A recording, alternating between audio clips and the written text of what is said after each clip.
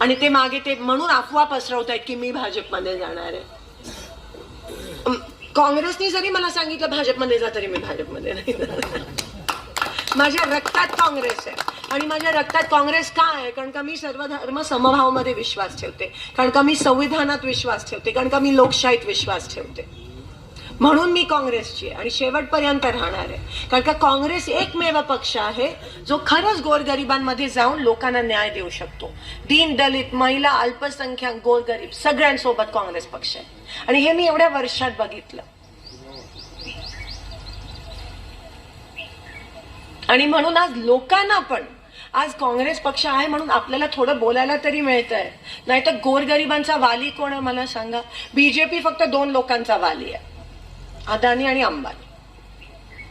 आपण मायबाप सरकार म्हणतो पण ते मायबाप फक्त त्या 2 लोकांचे, आपलं मायबाप नाहीये. आमचे मायबाप काँग्रेसचे मायबाप तुम्ही आहात. कारण का लोकशाही आहे, हुकुमशाही नाहीये कोणाची. मी आमदार खासदार माझ्या घरी असेल, इकडे मी तुमची नौकर आहे आणि म्हणून मी काँग्रेस पक्षात आहे. कारण का काँग्रेस पक्ष लोकप्रतिनिधी नेहमी लोकांचा प्रतिनिधी असतो, पण चाबूक तुमच्या हातात असतं, छडी तुमच्या हातात आहे हे आम्ही मानून चालतो. मला काय सत्तेशी घेणं देणं मी लहानपणापासून बघितलं. मला टक्केवारी करायची नाही कारण का मी ठेकेदार नाहीये. मी आज एक कार्यकर्ती म्हणून तुमच्या समोर उभी आहे आणि म्हणून कामं करायचे, कामं करून जो समाधान मिळतो.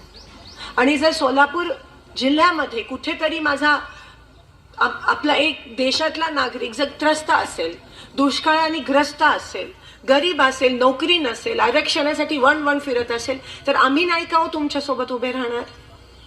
आणि म्हणून मी निर्णय घेतला, आम्ही तुमच्या सोबत आहोत हे कधी विसरू नका. काँग्रेस पक्ष ठामपणे तुमच्या सोबत आहे. पण मी येणकी गावाला विनंती करते, मागच्या वेळेस जरा काँग्रेसला मतदान थोडंसं कमी झालेलं, मला माहित नाही काय कारण होतं ते, पण एकंदरीत जो काही पक्ष काँग्रेसचे मत विभाजन करण्याचा प्रयत्न करतो तो बीजेपीला मदत करतो, हे लक्षात घ्या. त्याला डॅमेज करतो आणि म्हणून कोणीही त्या ठिकाणी निवडून येत नाही.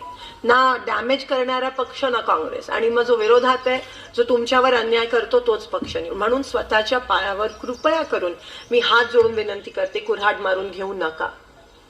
हा विजय तुमचा आहे, हा विजय तुमचा झाला पाहिजे.